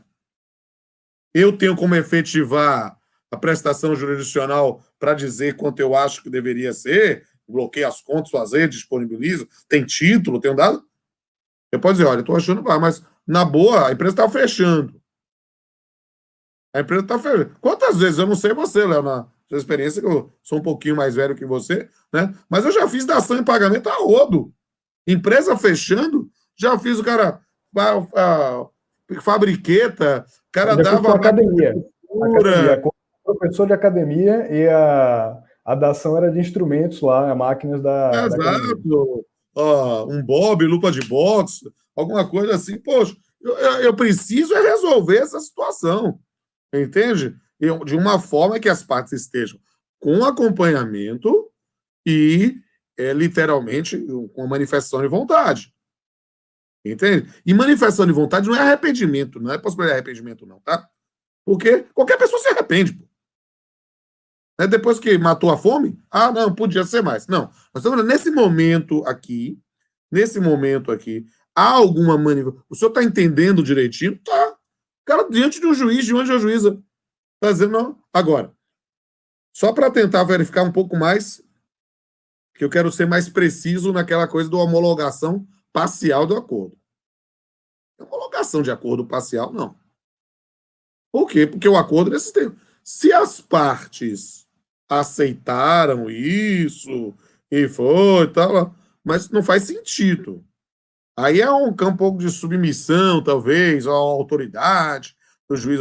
Por quê? O que o juiz pode, não somente como pode, como deve, é, nesse campo, dizer, olha, esclarecendo as partes, olha, talvez não fosse melhor fazer isso, talvez fazer isso, esse valor aqui, esse parcelamento, será que não poderia ser diferenciado? Tentar melhorar as condições, muitas vezes, claro, em benefício do empregado, né, para tentar resolver. Mas homologar ou é nos termos do acordo ou não é. Sabe por quê? Senão nós estamos colocando uma terceira manifestação de vontade, dando uma conciliação com quitação que não foi o que a parte se negociou. É claro que isso, aí estou falando entre colegas, tá? Essa é uma conversa aqui de comadres, tá? Então, compadres e compadres. Claro que, nesse ponto, é algo que a gente, às vezes, é instigado a fazer. Há coisas que não são da nossa atribuição e a gente se mete, né? A coisa mais comum no nosso dia a dia é a cláusula penal. Quem é que fixa a cláusula penal? As partes. Aí, na prática, não, aqui é no mínimo 50, aqui é no mínimo 60, aqui é no mínimo 80, aqui é no mínimo 90. Como é que é legal? Se cláusula penal é pré-tarifação de perdas e danos, quem tem que dizer as partes? O juiz deve dizer, olha, aqui normalmente nós fazemos uma cláusula penal de 50, de 60, de 90, de 10. Mas as partes têm total liberdade. Elas não podem passar de 100.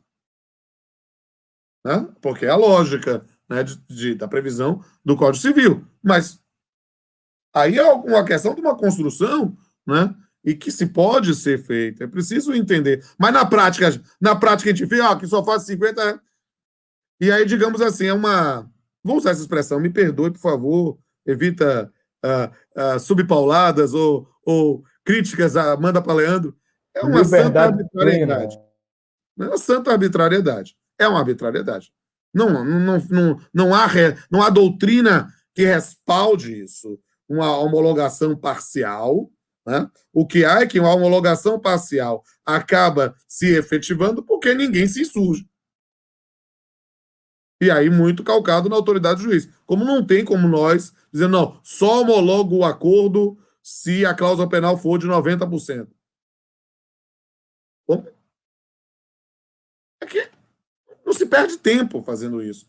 Não, e claro que ainda tem aquele argumento que tem, o senhor está fazendo o acordo para cumprir ou para descumprir? Aí, desarma e faz. Mas perceba, homologou, está homologado. Então, eu sei que eu estou demorando demais. Vamos adiantar aqui, fazer algumas questões mais rápidas. Né? Então, é possível a quitação total. A liberdade das partes na discriminação das parcelas, né? Sinceramente, total. Total. Se numa lide, em cognição, né, seguindo a súmula 67 da AGU, as partes são livres para fazer. Nós estamos falando de uma transação extrajudicial, de uma conciliação extrajudicial, de um acordo extrajudicial. Então, fazendo isso, é claro que elas podem fazer discriminação e a gente tem que parar de ter preconceito com planejamento tributário. Porque, no final das contas, é planejamento tributário. A gente está verificando a incidência ou não. Agora tem que estar assistido por advogado, tem que saber quais são os efeitos disso, qual o que é que aquilo vai integrar ou não. Né? Principalmente se tiver salário pago por causa dos efeitos previdenciários, que a gente sabe que não tem mais aposentadoria por tempo de serviço, é por tempo de contribuição, e essa parte de tempo de contribuição está relacionado a aspectos da relação jurídica de direito material, não dá para ir pagar posterior. Então a gente precisa estar assistido. Se o indivíduo não está bem preparado, é outra conversa. Mas é claro que pode fazer isso. E o CPC admite, tranquilo. Né? A gente pensa lá no artigo 515 do CPC 2015, né? Parágrafo 2º. A autocomposição judicial pode envolver sujeito estranho ao processo e versar sobre relação jurídica que não tenha sido deduzida em juízo, ou seja, em algo que está calcado em limites objetivos da lide, nós podemos ampliá-los. Imagine quando não tem os limites ainda. Nós estamos pondo. Claro. Agora, sempre tendo cuidado com a falta de vergonha. Isso que é o complicado. A gente, só para você entender que falta de vergonha que eu já tive, olha que situação, a pergunta do colega é muito importante sobre os limites. Aí até está discutindo quitação. Eu tive uma coisa, olha que coisa interessante, né? Eu tive um indivíduo, isso foi antes da transação extrajudicial, acordo extrajudicial, era o lite simulado evidente. O indivíduo ajuizou uma reclamação trabalhista, uma ação declaratória de inexistência de prejuízo, porque ele mudou, a empresa, na concessionária veio, mudou o pagamento, em vez de ser 10% de comissão, passou a ser R$1.000 fixo e 5%. E aí, artigo 468, não pode, só de forma bilateral, não tiver prejuízo. Ajuizou uma ação declaratória de inexistência de prejuízo e antes da audiência apareceu uma petição com todos os empregados assinados dizendo não tem prejuízo.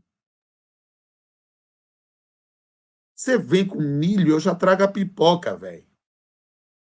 É óbvio que aqui não tem como homologar.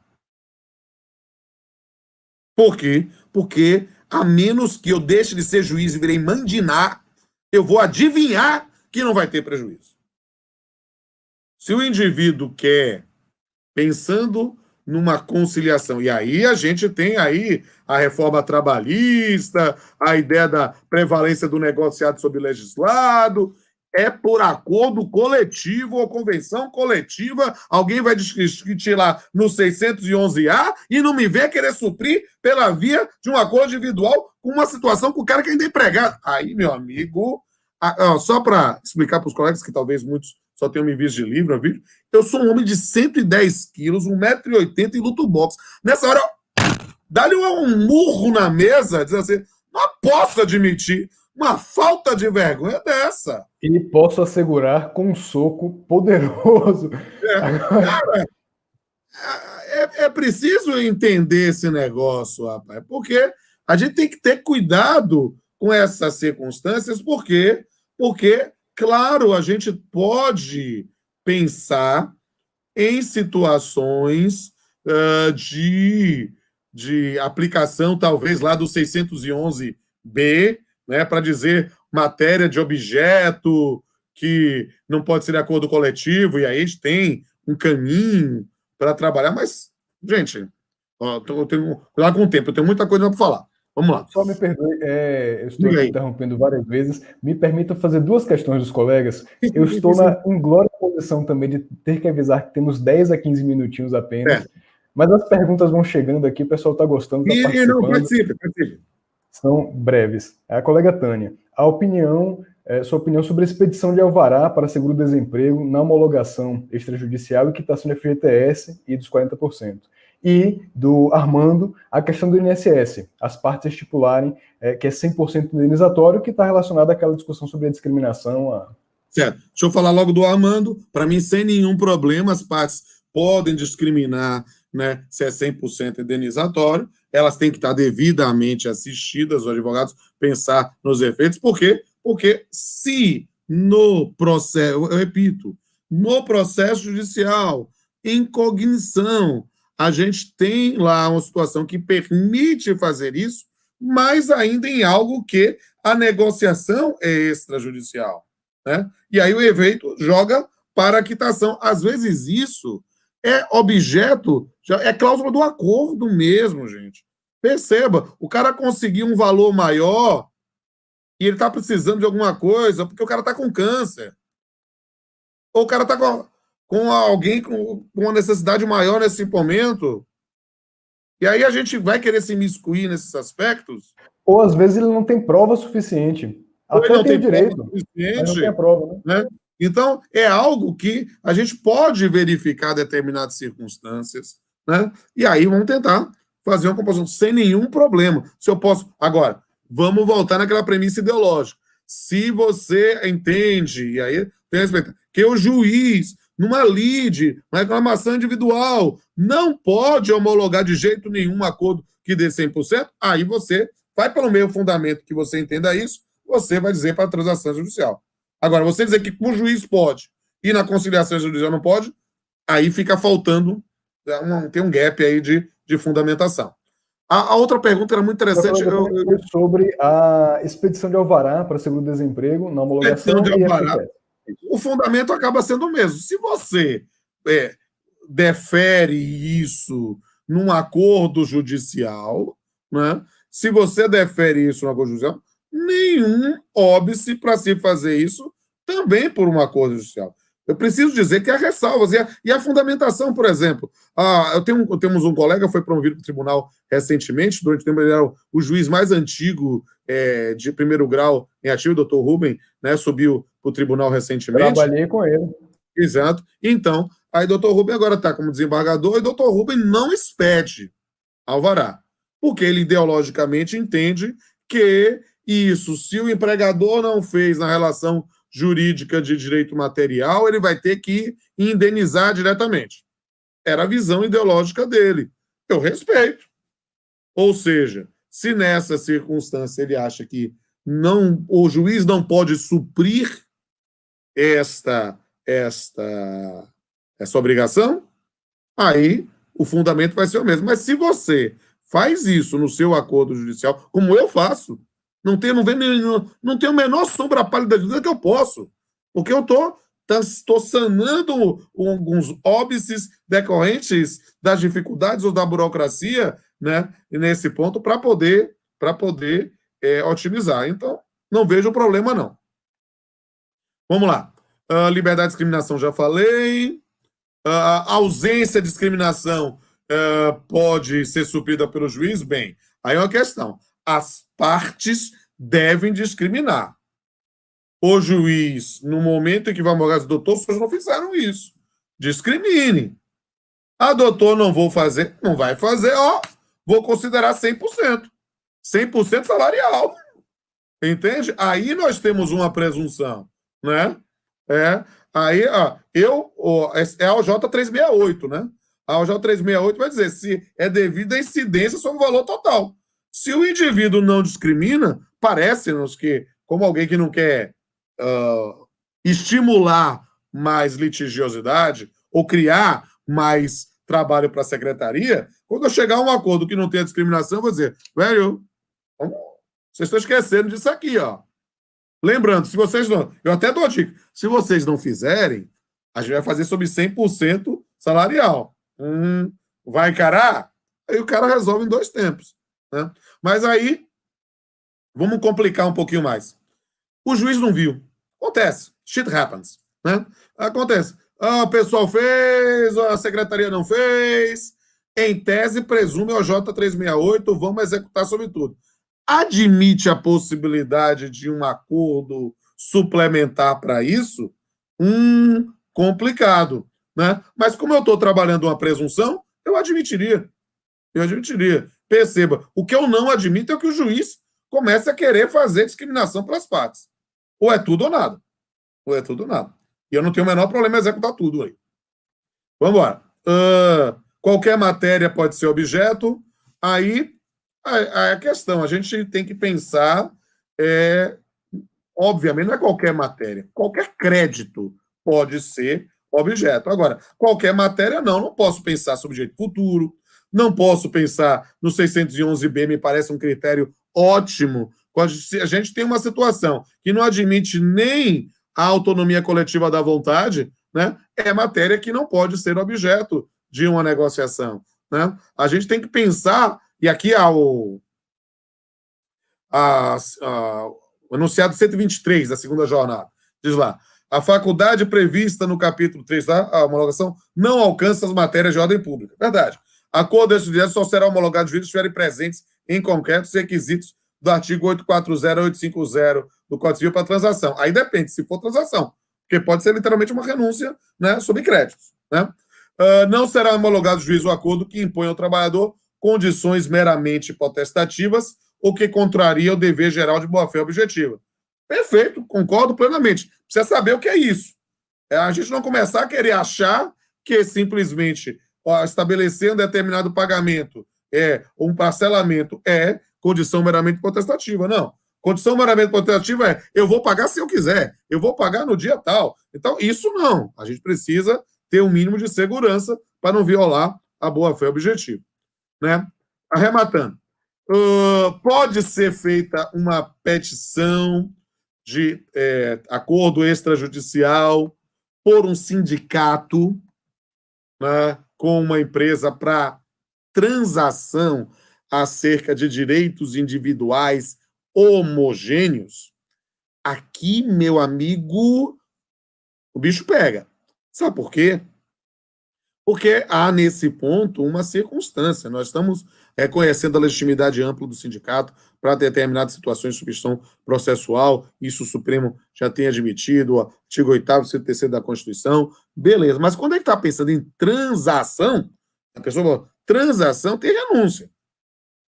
E aí, meu velho, sinceramente, eu não me limito a chamar MPT, não.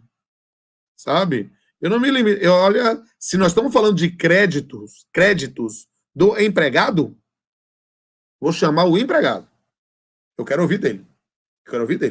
Se ele. Não, doutor, nós estamos com o sindicato. Beleza, não tem problema nenhum, mas você está afetando um crédito. Você não está postulando uma coisa a posteriori. Nós estamos fazendo um acordo, uma transação judicial de um crédito. Você tem autorização para renunciar? Não tem, não, meu velho.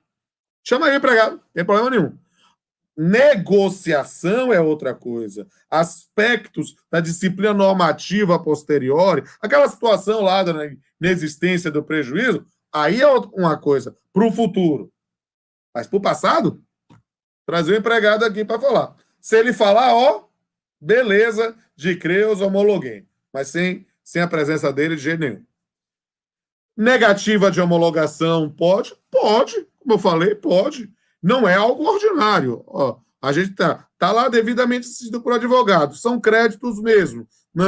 O advogado é dele mesmo, o indivíduo está consciente, tranquilo. Agora, o indivíduo está discutindo direito futuro, o indivíduo está discutindo matérias do 611B, está discutindo algumas questões que estão fora do campo da negociação.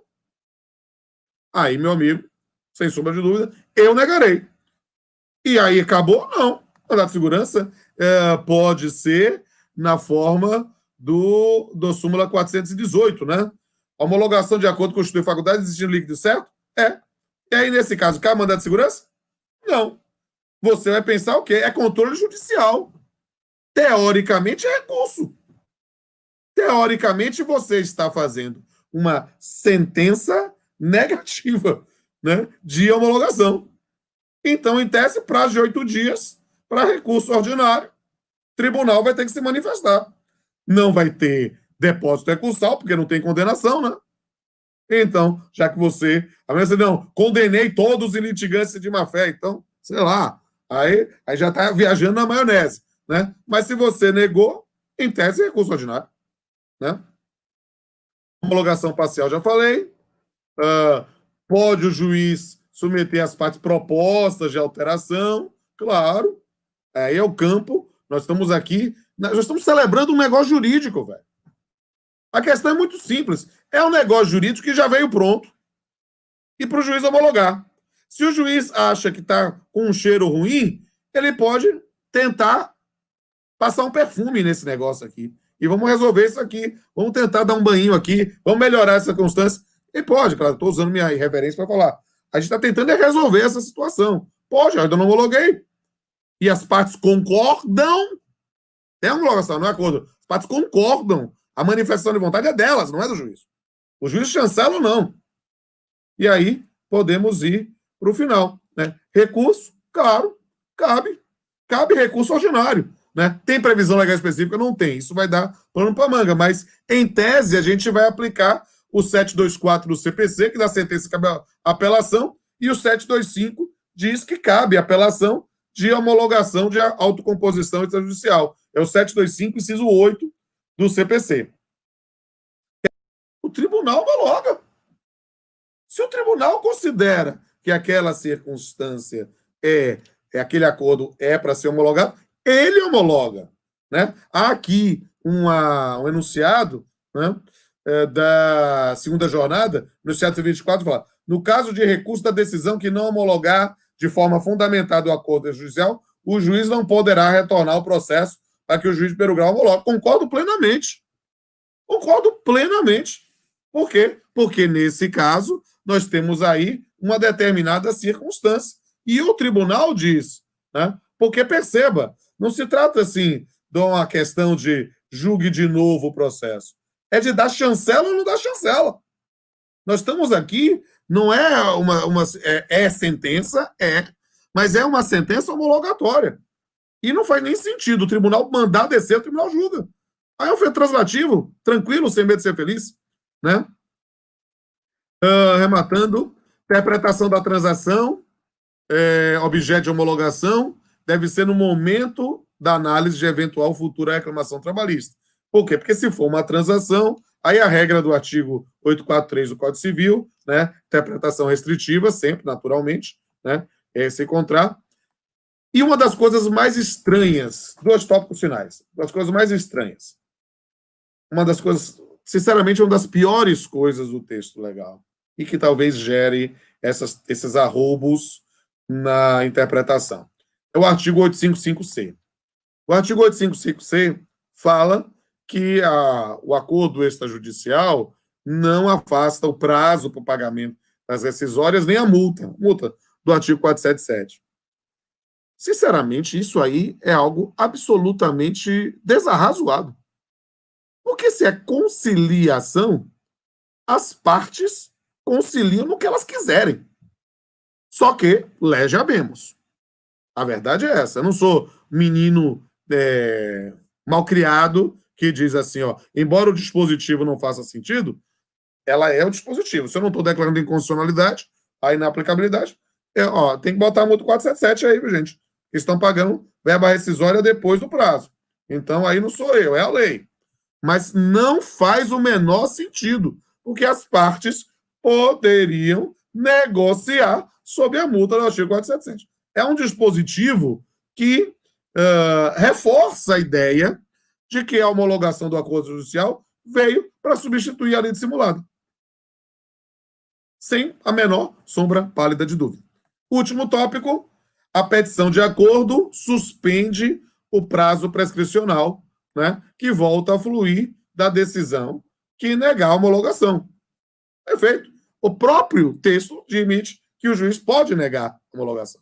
Não tem a menor dúvida que pode negar. Se negar, voltou a correr o prazo. Mas, claro, se houver recurso, né, essa questão não vai ter uma prescrição intercorrente sobre matéria do acordo judicial. Né? E acho que com isso eu já estourei o tempo. Quero dizer que foi muito bom voltar a falar. Né? A gente está nesse mundo estranho, né? Eu estou só gravando aula, fazendo audiências telepresenciais, aos poucos fazendo audiências presenciais, mas espero que eu tenha cumprido com galhardia a missão que me foi designada.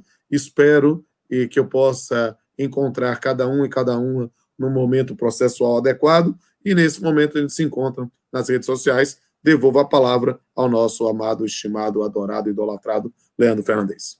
Sensacional, professor. Como sempre, para as palestras do senhor, nós já chegamos com expectativa muito alta, mas o senhor consegue ainda superar essa expectativa elevadíssima que nós temos sempre. Realmente estouramos o horário, mas eu queria verificar se podemos fazer perguntinhas muito breves, duas, Sim. 3 perguntinhas só aqui, e pedindo para a equipe da escola não me matar aqui, porque prometo que será breve. Vai ser papum. São perguntas muito boas. Vou responder para não dar problema. Brilhante colega Virgínio indaga o seguinte: a sentença de homologação de transação extrajudicial pode ser desconstituída pela via da ação anulatória ou ação rescisória, dialogando com aquela previsão do CPC de 15, né, 966, parágrafo 4º, de que atos de disposição das partes homologados podem ser anulados. Aí qual é a visão do senhor, depois que transita em julgado?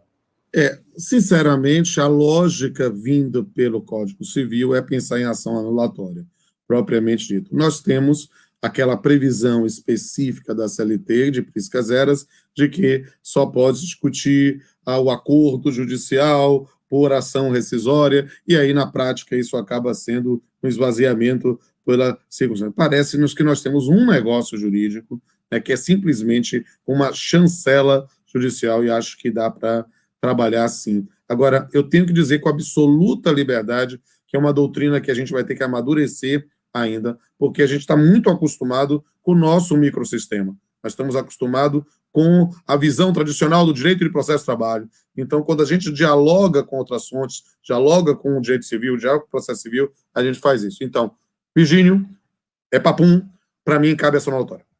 Perfeito. Colega Eduardo, brilhante também, fantástico, traz o seguinte: o RO, caso de o juiz haver negado a homologação, deveria ser assinado pelos advogados das partes ou de apenas uma delas, já que a sucumbência em tese foi de ambos? É um tema bastante interessante, é um priori para se construir. Mas a partir do momento em que a gente parte da premissa de que qualquer um dos interessados na homologação pode apresentar a sua insurreição, eu não vou pensar, porque há na doutrina processual contemporânea muita resistência a essa ideia de litisconsórcio necessário, sabe? Então parece-nos que não é a hipótese. Eu acho que qualquer uma das partes pode apresentar esse recurso. Perfeito, concordo plenamente. E encerrando aqui, a colega Carmen Richlin, me parece que a temática, o senhor já abordou, essa questão, se não houver discriminação, tem que ser 100% seguindo a OJ, ou é possível colocar 80%, 70%? E me parece eu acho que tem, se não discriminar, 100%. Agora, nada impede que as partes apresentem uma petição e depois, sanando essa falha deles, fazer. Mas, a priori, não crie mais trabalho para ti. Execute em 100% e aí você verifica se vai homologar ou não esse acordo depois. Perfeito, sensacional. Muitos registros aqui de satisfação, de congratulações. Eu queria ver, mas eu não estou aqui na sala interna. Depois eu vou olhar no grupo. Perfeito. E é isso. Agradecemos, então, a participação do professor Rodolfo Pamplona Filho. Incrível. Vamos encaminhar posteriormente o certificado. Como eu disse, a expectativa é sempre altíssima e ele consegue sempre superar essa já muito elevada expectativa. Para nós é uma alegria, uma honra imensa, e agradeço também a gentileza, a simpatia e o cuidado de toda a equipe da Escola Judicial que viabilizou essa atividade. Então, um abraço a todos e a todas. Vamos continuar aqui com a próxima atividade, com a presidência da colega Viviane, e uma sensacional palestra do colega desembargador James Magno. Então, um abraço a todos. Também lá para o James, que é uma figura gente boa, que conheço a Priscas Eras, e também um abraço a todos os colegas e todas as colegas aí do TRT. De repente começou a aparecer aqui os nomezinhos aqui, eu vi Ilka, eu vi Renata, que foi minha colega de concurso, eu vi Tati, que eu dei aula lá na Escola Judicial. Quero mandar um beijo a todos e todas, e a gente se encontra. Me sigam lá no Instagram para a gente poder tomar contato, aqueles que eventualmente não tenham ainda esse contato. Para mim vai ser um prazer, a gente é colega e estamos aí para tirar todas as dúvidas. O pessoal sabe que na Escola Judicial eu dou meu telefone pessoal. Tá com dúvida, me liga, é o Rodofone, a gente bate um papinho, né? E vai ser um prazer estreitar laços com cada um de vocês ou renovar os laços. Um beijo, a gente se encontra.